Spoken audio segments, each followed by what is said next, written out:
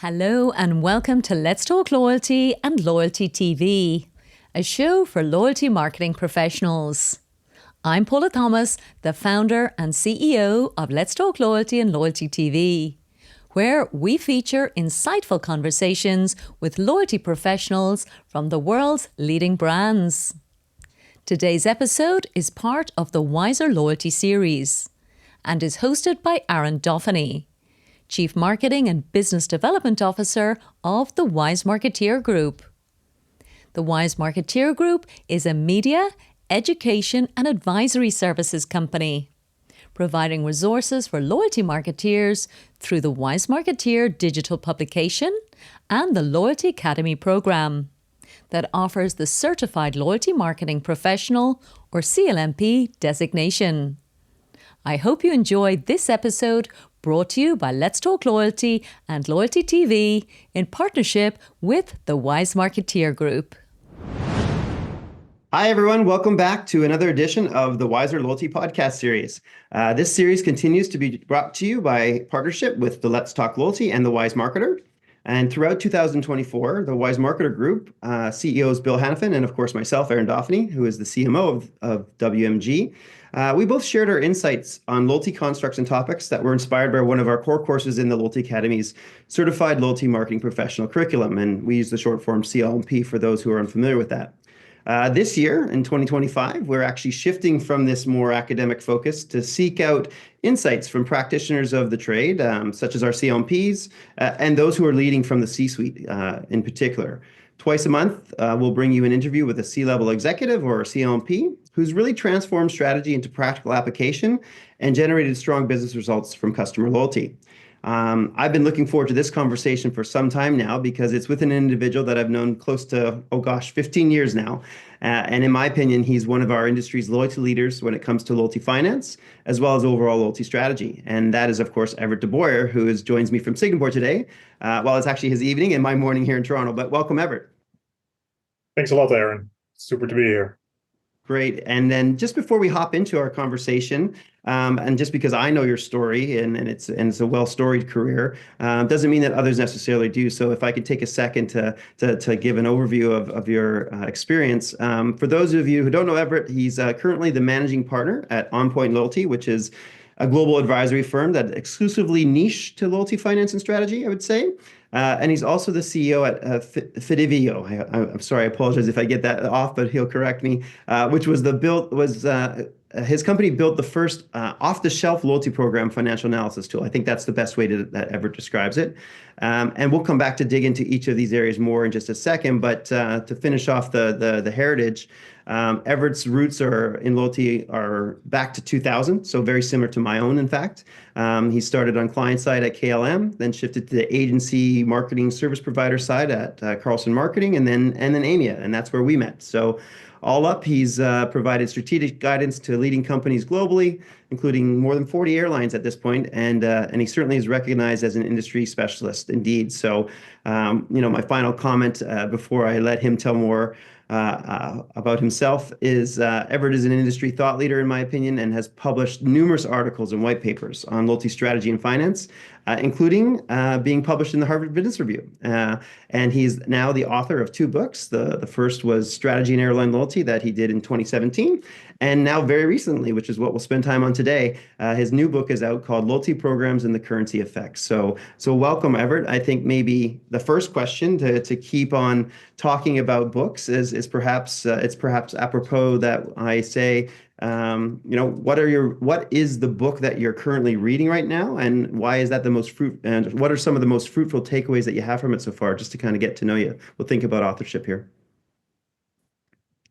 That's a good question. Before I go into that question, one addition. So my last book, I should say our last book, because it was co-authored by my colleague, Xiaoyao Chin, who is a partner at On Point Loyalty in the Kuala Lumpur office.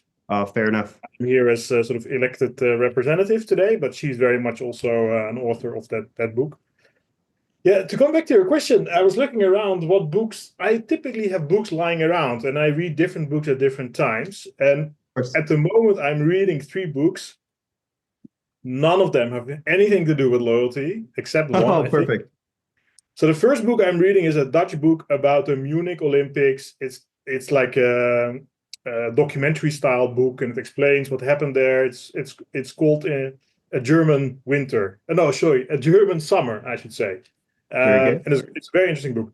The second book is A Perfect Sky, A Spy by John le Carré, which Okay. I'm just getting into.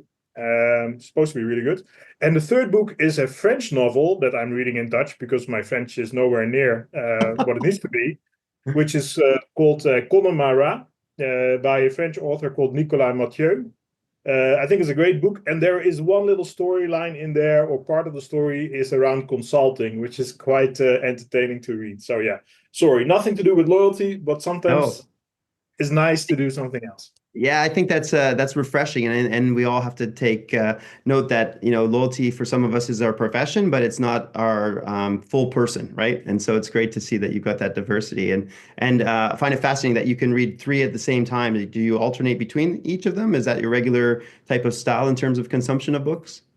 Yeah. So typically, I'll take books with me when I go traveling, which is a lot, as you can imagine. So I'll pick one book and then it sort of rotates. It's completely random. Perfect. Perfect. Hey, let's keep on this concept of authorship and dive into your last book that you just published with your partner. It's called The Loyalty Programs and Currency Effect, and you've positioned it as essentially I'll read the subtitle, a comprehensive guide to realizing the power of points. And so first, congratulations. But perhaps let's start off with giving a top line to our listeners of what they can expect from reading this book, because when I took a glance at it, it gets something different than other loyalty books have. Right, you're getting at a root of a different type of view into loyalty, and certainly that's around the management of loyalty currencies and their underlying value. Yes, maybe I'll let you speak for yourself on this. Yeah, no, but I think you've summed it up really well. It basically in the book, or the book is a reflection of a realization that we made progressively over time, doing all the work that we do in the loyalty space. And working with our clients, we increasingly realized, and also from observations from other companies in the industry or in industries, that loyalty traditionally sits in the marketing domain, and it's very focused on advancing what some people call the loyalty effect, or what we describe as the member effect, which you could sum up as trying to push share of wallet, increase retention, reduce churn, and all that good stuff. And there is a never-ending body of literature available on that. How do you design programs? What kind of targets do you set? How many tiers should you have? And so on and so forth. At the same time, what has happened is that loyalty programs have initially, sort of in an experimental way, started to sell some currency and started to realize that there is some revenues to be made from point monetization. On top of that, the effects that are traditionally pursued by a loyalty program. So, and then I think we realized two things. One is that by now, the selling of the points can actually be so material. It can be perhaps as big as its original objective. Right. And secondly, I think I know, everybody knows that measuring the effectiveness of loyalty programs is actually quite difficult to understand. Oh, a gold member, why does he or she stay in this particular hotel chain? Is it because he or she is a gold member, or is it because there's a corporate deal, or there's lots of properties in the destinations where these people travel, or whatever reason? So distilling the net incremental effect of a loyalty program, we've seen this over and over again with clients, is really hard to do. Whereas if we look at the currency side of the business, it essentially is pure math. It is super straightforward. You sell points to partners. They could be both internally within the group and external as well. You buy rewards, you have overheads, and ultimately you have a bottom line. So that you can express very simply as an income statement. And that's sort of, in a sort of aha moment, we realized, well, so it's not only material, but it also offers the benefit of being able to articulate it in a way that even the most senior levels of management can understand. Because again, we know from experience, sometimes, the CEO, CFO, the loyalty program, yes, we like our loyalty program, but how effective is it? Don't really know. yes, of course, we love our members. It's very important. And this currency effect does justice to the value and the ability to generate and articulate value. Yeah, I like the way you describe that to get to that simplistic effect because, as we talk with a number of brands and even marketing service providers, the call to action really as one of the decision makers is not just the CEO, but the CFO by and large. So breaking it down into a simple formula that they can understand at the C-suite, but then also the business and the operators can also understand through down to, you could argue even the analyst level, is a value add. Just building on that again, you talked about this kind of, expansive loyalty programs. Adam Daniels, who's the CEO at IAG Loyalty, who operates Avios, for those people who don't know, he wrote your forward for your book, and he talks about looking ahead to a really key question on whether this proliferation of loyalty programs will be continued to be, as he called it, quote unquote, unbridled. Can you outline for our listeners, kind of the school of thought that Adam's referencing? I'm sure you spoke with him about this as you were developing the book, and really what I'm more curious about is, like, in your opinion, what's next on the horizon for loyalty, and how do we articulate that, and then how does it frame back to the book? Yeah, I would suggest we can apply two lenses there. The first one is looking at how big loyalty currencies are today, and they are big. And some people have said that loyalty marketing, in fact, is the most prominent or the most important marketing tool of the 21st century because of everything it offers and what it can do in terms of building relationships with consumers. And it's very big. If you look at the scale of points today, so we did a bottoms up or top down, depending on how you look at it, estimation of how many points are being generated every year. In our estimates, $300 billion worth of points is issued every year.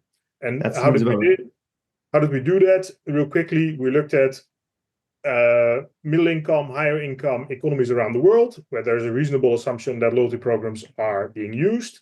Then we say loyalty programs, they typically penetrate a certain percentage of household spend. And then we know what is the rough investment rate. So basically, we can calculate how much money is being spent on a household level, what proportion of that is earning points, and what do companies typically invest. And roughly, that means, give or take, $300 billion worth of points issued every year. And that's globally, right? That's globally, yeah, absolutely. Yeah. And if you then sort of take into account outstanding balances, we come to the conclusion that, in fact, loyalty points are perhaps the third largest foreign currency reserve in the world. In other words, It is the third largest, so after the US dollar and the euro, it is the largest foreign currency, virtually cumulatively, in the world. So it is really, really big. Then looking forward, I think what Adam is referring to a couple of different things. And also, I think in the book, we identify future scenarios. One is there still is room for growth. And in fact, I think there is research. I can't remember the company we quoted in the book, but they say, so yes, a lot of companies with loyalty programs, the ones that don't have it, the majority are planning to have it. So it will grow. Also, we think that people will invest more in loyalty currencies because of the unique characteristics of points. And I'll take a moment to explain that a little bit better. So we think that points over time have become more and more like actual money because it is, clearly identifiable, it's quite stable, the denominations work. And also it offers unique characteristics that cash don't or cannot for companies, meaning people, consumers, they make different purchase decisions or have different price sensitivity when they're using points. You can use different channels. You can use different pricing tactics. There are certain products or services that you would never discount because you want to maintain the integrity of pricing. But by using points in an opaque way, there's things that you can do that you would otherwise not do. So points are basically an extension of the toolkit. And one of the attractive features, of course, is that it's fully within your control. You set the redemption levels. It's like a central bank, but then even better. So yes, companies like it a lot. They will invest more. And for consumers, the well-run loyalty programs, points represent an avenue to reward value that cash can never match also. So the points unlock value, access to rewards, products and services that cash not match, either because they're not offered for cash or at a pricing level that cash would never be able to match. So in that sense, to use an overused term, it's a win-win. It's good for firms, can be good for consumers. So that's number one. There will be increased growth. Number two, trend. If everybody's going to have a loyalty program, that is too much. In that Yes. case, we suspect there will be super currencies, the winning currency that offer a lot of utility and where people will basically say, you know what, I think the expression is, I'm going to hitch my wagon to a winning loyalty currency and not run my own currency because I cannot compete with those super currencies. So yeah, we think that will happen. And there is a third trend in the book that escapes me right now, but overall, I think there is still room for growth, and people are really starting to sit up and realize, managing a loyalty currency, it can unlock a lot of additional value if done in the right way. I love that, and if I use a colloquialism to some degree, it feels like we always talk about cash being king, but this is like almost like points-based currency is going to usurp cash to some degree, or is rising up in the monarchy, so to speak, because of the ways that you've described that it can be utilized more effectively. And then second, what we are seeing is very much in line with this push towards a common currency that is not necessarily in the old coalition definitions, but certainly as you described it, maybe is more eloquent in terms of there's a super currency and others are attached to it as to rise up with the minute. So rising tides raises all boats, as opposed to going and creating your own. And there, of course, is just the, from a brand perspective, is can I live with issuing someone else's currency or not versus my own? And that's a branding question necessarily versus a applicability or an operational component. So that's very interesting. Hey, let's in that context, I think Qatar or IAG and Qatar are interesting examples. So IAG loyalty issues Avios, and Qatar Airways has made a evaluation to say, okay, you know what, we're going to keep our own program, but we're going to adopt Avios as a currency. And they must have looked at pros and cons and ultimately considered what is the upside from entering into a monetary union with a common currency, and they went for it. Yeah. No, it makes sense. And I think we're going to see more and more of that. And travel, I think, is the right sector that will probably lead that, in my opinion. I know you're well versed in the travel sector, lots of experience. Like maybe you can offer an opinion and perspective for how this plays differently in travel versus other sectors. Like what are the key drivers that loyalty marketers need to think about from a perspective when they're in the travel loyalty space with this, and or if they're transitioning from another sector into loyalty and travel. I know there's a lot of us move around from sector to sector in loyalty. Yeah, but to be honest with you, one of the, well, I wouldn't say driver, but one of the considerations in writing this book, in a follow-up to the previous book or my first book was exclusively on airline loyalty. And I think we can all look at airline loyalty and basically say, well, they've done a lot of interesting things and we can learn from them. I think with this book, the currency effect, our hypothesis really is that it cuts across different industries. Of course, in travel, when you are an airline or a hotel or perhaps a cruise company or perhaps a train company, you have tons of assets that are really, aspirational, high perceived value, potentially low actual cost because you're dealing in perishable goods. And that really puts you in the sweet spot. And that may be different when you're selling insurance or pharma or fuel. Then, yes, I agree, life is a little bit more difficult in that sense. At the same time, one of the greatest kind of aha moments that we had in writing the book and basically pouring all our cumulative knowledge into it was effectively what you need to do, regardless of the industry. You effectively need to manage for two dimensions. The first one is what we call preferentiality, the extent to which the points give preferential access to rewards that cash cannot match. So the example of travel, if I redeem, let's pick on airplane, I can redeem, 70,000 airplane miles and fly in business class from Vancouver to Hong Kong. That value is, cash can never match that because the airlines will never sell you the equivalent of 70,000 miles at 1.5 cent per mile fares because it will completely erode their pricing integrity. So that means a very high level of what we call preferentiality, and consumers love this. The opposite end of the spectrum is a cashback program where you say a point is worth $1, and you may say, well, that's really transparent and really simple to get my head around, but there's really no magic there. So you need to consider, where do I sit on that spectrum? low preferentiality, high preferentiality. This is challenge one. The second challenge is, and this is something that certainly also against the backdrop and the context of EMEA made us think a lot, you have reward suppliers, maybe internal, external. You need to decide jointly or somehow, how much are you going to pay them for the rewards that they provide to you? Are you going to pay them the full opportunity cost, or are you going to pay them a discounted rate? Because in some cases, there may be value in saying, you know what, I'm not going to pay you the full rate. I'm going to give you a discounted rate, but that could actually be matching the effective market rate because it's perishable or out of season or Right. whatever The else. just inventory conversation. Okay, yeah, very good. Exactly. And then by taking that sort of cut on the reward compensation, it allows you to invest in the customer value proposition. So in other words, in some cases, you may want to run a program where you say, I want to have a preferential currency where I'm taking a little bit of a hit on how much I get for providing the rewards, but it's going to pay dividends in a much stronger loyalty program that may be more effective, in fact, will drive the member or the loyalty effect even more.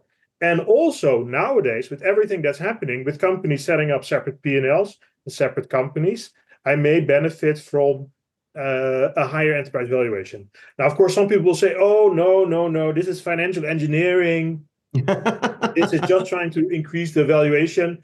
And I would say, no, for two reasons. Primarily, I think that there is a self-correcting mechanism. You cannot yank value out of the value proposition with impunity because your members, consumers are smart. They seek out where the value is. If you try to close the valves of redemption or steer people exclusively to lower cost redemptions, they're going to walk away. And that will hurt your ability to monetize your points either internally, because the program will be less effective, or with partners externally. So that doesn't really work. The second point is, I think that programs, it is really time for programs to come out of the marketing domain and shed that marketing DNA to really appreciate the fact that if you run a currency, you need so much more than marketing. You need data analytics, you need operations research, you need breakage and liability management, all sorts of marketing automation, all sorts of partner management. You need dedicated finance people, you need legal counsel that are well-versed in loyalty programs. And with that, it makes a lot of sense to say, separate it as a P&L, as a profit center, and then it can generate, a robust profit ultimately for the group. Yeah, I think that's an interesting topic. Let's maybe move down that. Like the industry itself has often talked about the idea of creating it as a P&L to spin it off because there's a accretive value that is very clearly market capitalization is in the jewel of market capitalization, let's say it that way, is actually the loyalty program itself. And so with airlines, we've seen a lot that spun off and came out. Airplan was one, and now it's back under the umbrella of Air Canada again. What's your view on that? Is that when you set it up as an independent P&L, is that the path forward, or as you talked about, because it needs to step outside of marketing and encompass all these other attributes, it should be actually infused and maintained within the larger organization and brand? Like where do you sit? Where do you see the future going on that? Yeah, that's a very big question with a yes, sure. sort of a very gray answer, I would say. I think one of the key considerations is if you want to run an effective loyalty program, you need to be able to operate with speed and precision. If you're embedded or locked down in a marketing department, you don't have the degree of autonomy that you need to, as you say, fire on all cylinders. You need to be able to, and we see it with lots of clients. They have strong business cases, lots of interesting initiatives, but they can't do it because there's not enough resources or there's conflicting resources. That doesn't work. So our hypothesis is there is so much value in the loyalty program. You need to let it run its course and let it run at full speed. And separation is a way to do that. Then the second question is, to what extent do you want to put it in a separate entity and maybe do segmental reporting? I think that's a completely different question. And yes, of course, everybody points at Aeroplan and says, classic. Yes, But of course, Aeroplan is also a bit of a standalone case in the sense that 100% was sold, and then yes, it was repatriated later on, and I think for different reasons. And yes, there have been other instances in the airline space in South America predominantly, where there was an equity carve out and later they were brought back in. I think it's hard to say that, with that the model works or does not work.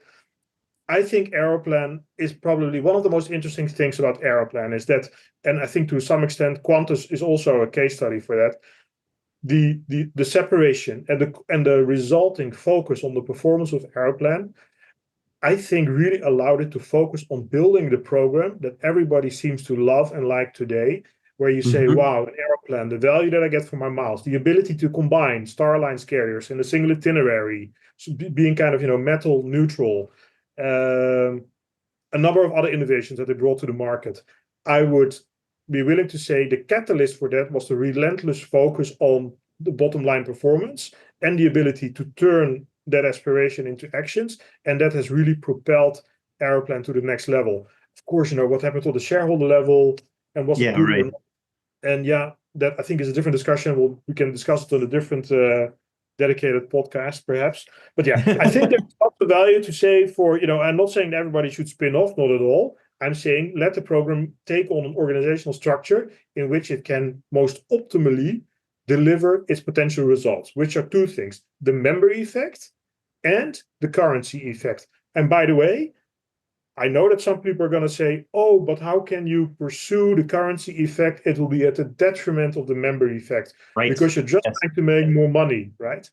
And again, I think that that's not true. I think that the member effect and the currency effect can only coexist, because ultimately you will only sell the points when partners and members see value in your points. So when you switch off redemptions, or when you have a punitive expiry policy, or when you make it really difficult in the UI UX, ultimately members are going to walk. You cannot do it with impunity.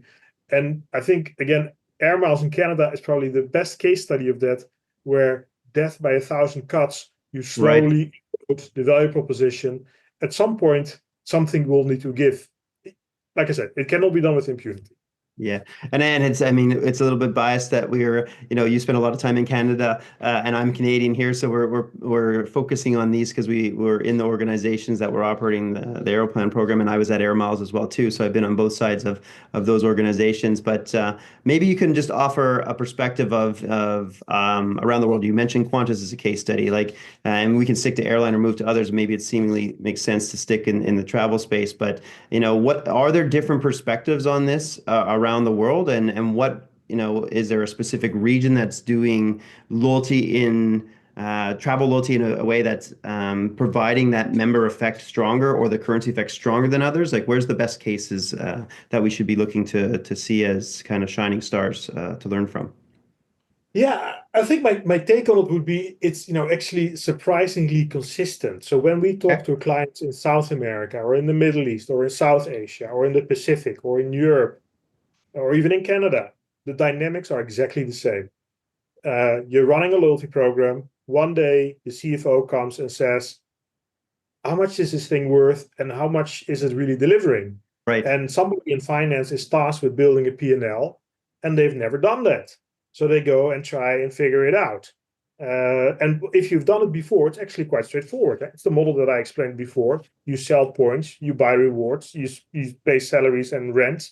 And I'm really simplifying it now, but of course, you're making a profit margin. Those dynamics are surprisingly consistent from region to region to region. Okay. So in terms of the member effect, I think that the variance is really so wide, especially between programs and different industries. I would say the common denominator on the member effect, or what some people call the loyalty effect, is that it's really, and we talked about this a little bit already before, it's really hard to measure or to distill empirically. Why is Aaron, a platinum member with Hotel X or Airline Y? Is it because you live in Toronto and maybe, corporate travel policy or whatever reason? There is lots of bias there. So when our clients come and ask us, can you prove to me the ROI of my loyalty program? we tend to decline it and say no, because it's something that you can spin your wheels on indefinitely. So we wouldn't recommend that. And certainly not build a business case, for example, to buy a new system, let alone to leverage it to raise financing, because financiers, investors, will never invest on the basis of the member effect. They will invest on the basis of the currency effect. It is the collateralization of the cash flows from partners, not on the fact that you are have a bigger share of wallet or are less likely to go for a competitor offer. Of course, the two are interlinked, because you want to Of get course, yes. the miles or the points because you like the redemptions so much. But yeah, so I think that it's one was of a those very things long where it's just a answer. bit broader than the programmatics, right? Like in our sector and industry, we oftentimes get hooked up on our own definition of what loyalty is, and when we think of loyalty, we go right to the program and those components. When you're absolutely right, Everett. Like it's more than just the program itself as to why you stick with a particular brand. It's the customer experiences, the interactions that you have with the brand. Sometimes it's the branding itself, because of the values and the brand promise that aligns to who you are as an individual, and you can see your self identity connected to that brand. All those three things come together, and they are incredibly hard to measure the effect, because if you ask the consumer that, and this is my research background coming in, they can't distill down to, oh, well, I'm more connected and sticky to this particular brand because of the program versus a self-identity equation that I haven't even recognized in myself that aligns to what the brand positioning is, or it's just because I had a really good customer service experience on an ongoing, consistent basis. Like they'll talk through those things, but they don't do the connection to say, hey, it's this over this. It's all three of those combined, and that's something that we talk about, at the Loyalty Academy and as well as a Wise Marketer, of like big L loyalty versus little L loyalty being more programmatics. And so that's interesting in terms of those points. We've talked a lot about travel. Maybe just a quick commentary for you on speaking about holistically on loyalty, because you've been in the industry for so long. One of the conversations we're hearing lately is around this idea that loyalty is kind of stuck, or that it needs to get unstuck. And I'd be curious on your perspective of, is that true in your opinion? And if it does need to get unstuck, what's the important go forward of things that need to happen to remove those barriers, so that we get back into a flow of loyalty being predominantly a strong thing that rises up a business? Yeah, to be perfectly honest with you, I'm not 100% sure I get that, loyalty is stuck Yeah. perspective. What certainly what we do see, what I see at least, is that there is, and some people will not like it, but there is a transformation. The economics of these programs are getting better and stronger. So yes, the old crazy marketing bonanza, fly to Hawaii to qualify for platinum next year, million mile lucky draw, guy, soup, the coupons, wins a million miles. All that stuff is a thing of the past. I would Okay. suggest that is a good thing. It's better for the airline, it's better for consumers, it's better for the program. Of course, there are some people who have vested interest and say, well, it's not what it used to be. No, but of course it's not what it used to be. A great example of that is the whole move to revenue-based accrual.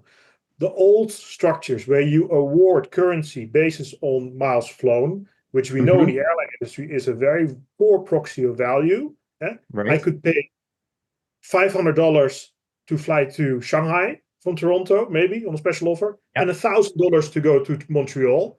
To award me based on the miles flown to Shanghai versus, Doesn't make it's the sense. same as a supermarket that would say, we give points based on how many carts you can fill instead of how much you pay at the till. Oh, that's a great analogy.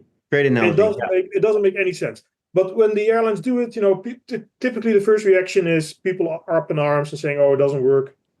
Um, in a similar note, so BA made some announcements some weeks ago. They're redesigning their elite qualification program, and one of the comments, I think it was on LinkedIn, was, with these new rules, only frequent business travelers can qualify for gold. But Right. then I thought, but isn't that the original intent of these top tier levels? So Yeah. yeah, to make a long story short, I think yes, programs, they are getting much more economical and better run. Also, I think it is a function of what we talked about before, there's more and more currency being pumped into the market because the base on which you can earn has broadened. More consumers are members of the program. It also means that programs need to be much better at understanding member value and aligning member value to reward value. Right. Let's say, if I'm running as an example, I'm running an airline in Asia, I'm a member of a global alliance. There could be a situation whereby North American members that have been taught to book a year in advance, as soon as the window opens, if you would put no controls in place, all the North American alliance members would come and would eat up my premium inventory, and my own members would have nothing. That That's doesn't right. make any sense. So yes, this is a very somewhat silly example, but overall, programs are getting better at recognizing value, rewarding the tiers. I think the whole tier qualification, it's an area that we work in a lot with clients. First, get a very proper understanding, who are your best customers? And are your best customers in fact sitting in the right tier? Or are the people who understand the program the best sitting in the highest That's tier? an important comment. I think people who get the mechanics of the program, and are you giving enough credit to those who work within it and know the system, and are doing the behaviors that you want to exhibit to get them to those tiers, versus just to your point, happenstance arriving there because they had a massive bonus and they were able to step up into, I think of the hotel chains where you've got a bonus night for the first quarter of the year. For every night you stay, you match up. Well, that puts me this year into, let's use the Marriott Bonvoy, into titanium this year versus where I probably should be is back at platinum. Does that mean I'm in the right tier? No, I'm probably in the next year's spend probably going to be back at platinum. The only reason I got to titanium in that particular year was because of that first quarter bonus where there was a matching, and I flew a lot in that quarter. So instead of having 20 hotel night stays, I had 40 in that first bit of the year. So I like the way you've described that. Hey, I know we're getting close to the end of the time here. This has been a great conversation. Maybe I'll just open up the floor to you. Is there anything that you want to leave off with thoughts on for loyalty marketers and business leaders that they just need to know, that neither ties to your book or just your Everett's point of view on loyalty overall? I'll give you the floor. No, I think well, there's a couple of big takeaways. So one is, loyalty programs, yes, very good, but it is not just a member effect. I think there is a huge potential area of value creation with the currency effect. If you want to pursue it fully, you need to have the right capabilities and organizational setup. You really can become like a central bank. And it's not just for those that have, first and business class and hotel suites, also for other industries. The currency effect also includes breakage, optimization of that, because that's got nothing to do with the member effect. So I think that's very important. I think my second point would be, yes, it is also very important to realize that, and we've done some research that we'll publish in the next couple of weeks with loyalty experts. Do you think that monetization is done at the detriment of the member effect? The overwhelming majority thinks no, they can run concurrently, and in fact, they could reinforce each other. Lastly, I remembered the third potential future trend. So number one was super currency. And number two was greater penetration or even growing scale. The third one that we see, which I think is an interesting one, is tokenization. And not to say blockchain, but I think what realizing is, if you are a loyalty operator, as I'm sure you know, you like to be in control of your currency. You don't want to see a secondary market where people, start trading in your currency because you lose control. You don't want that. With tokenization, if you can fully manage and control the life of a point and set parameters within which the point can be traded, from a yield perspective, from a channel perspective, who can touch it, who cannot touch it, I think that may be an avenue to basically broaden the ecosystem. So Very that interesting. unlock some of the, network extensions or even secondary markets, but in a very controlled way. Because, as we said before, one of the beautiful things of it is the central bank with 100% control. You don't want to relinquish control. Of course, you want to expand your network and pump more currency in a meaningful way in it. So yeah, that may happen. So yeah, Very that was a interesting. lot. That's good. We can spend more time, a whole nother podcast on that particular topic. I know that that's burgeoning in a few different worlds, so I'm glad that you brought that up for our listeners. Hey, to tie off, one of the questions that Bill and I always ask of our guests on the Wiser Loyalty series is to take a look at your personal and professional life and to describe for us, if there is one, and sometimes there isn't, but more often there is with loyalty experts, a true epiphany moment, like that one moment in time or a couple where it was like, yes, this is why customer loyalty works. This is when I knew.